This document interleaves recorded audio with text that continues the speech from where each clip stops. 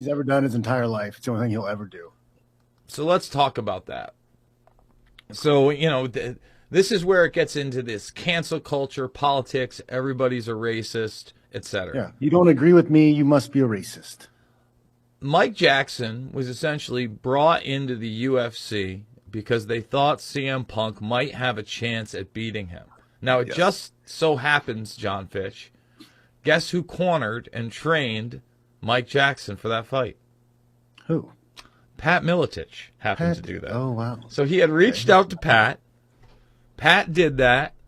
Pat got him beyond the CM Punk bar, and he was able to win and actually get a UFC contract.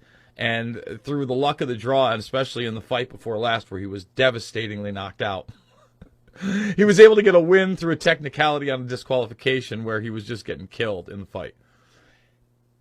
Beyond that, during the January 6th event, Miletich met me out there. We again had become buddies. I said, I'm going to this. I'm going to go cover this. I think it's a big deal. Yeah, I remember. Yeah. He goes out there. At the time, Pat is calling fights for the LFA.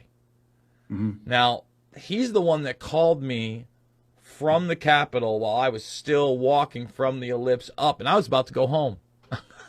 I wasn't even going to go to the Capitol, John. I was on my way to my car with Dylan Avery, the man behind Loose Change, the original, and the guy that started it all, and we just happened to meet each other. Miletich tells me what's going on.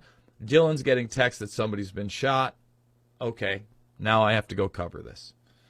So Pat doesn't go inside, is essentially on the lawn. There's no footage of him attacking anybody, holding up anything racist. He wanted to be there to witness the event. And Joe Biggs, who is right now on trial for January 6th and will probably spend the rest of his life in prison with a group of others, comes up and takes a picture of Pat. So, side note quickly, I was also there in December to cover the Stop the Steal rallies they were having. And there was a point where outside of the hotel, a few hundred of Proud Boys, etc., Trump supporters, whatever, marched towards Antifa.